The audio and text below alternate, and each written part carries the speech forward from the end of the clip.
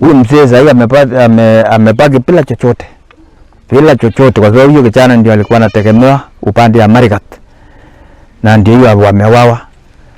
Na hata wangeua tu, hata kwa sababu zamani sisi hatukuwa tunaua mama ama mtoto.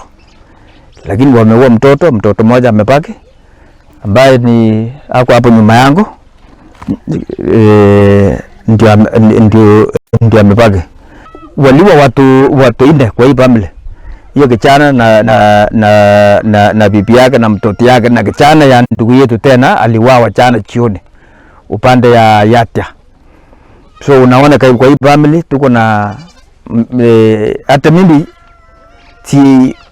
sisikii kuongea sababu niko na huzuni kubwa sana. Sasa bandits wamewachana na kutafuta ng'ombe na mbuzi. Sasa wana target watu wasenda kanisa na tembea barabara, wasafiri na watu wote kwa ujumla. So chenye tunaona ni genocide na hatujui hata leo kwa sababu watu wametoweka. Hata mimi nimetoka Simuko saa hii, hatujui watu wako wapi.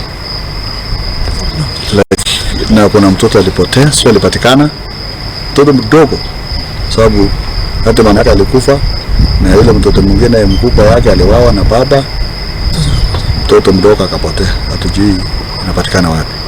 Na hiyo yote ambayo ilifanyika, tunaona area hii kama hatuna serikali area hii, vile watu nauliwa kama umbwa na pengine hata maendeleo hakuna na mashule inafungwa na hiyo yote serikali na nyamaza tu.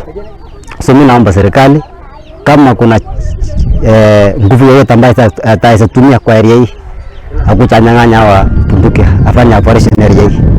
Nasikia uchungu sana. Naona watoto wetu wameumia sana. Anahama kesho naambia usalama umekuwa mzuri. Narudi tena napokusa tena. Narudi tena napokusa tena. Sisi napokusa mpaka Bagategani. Na tukitina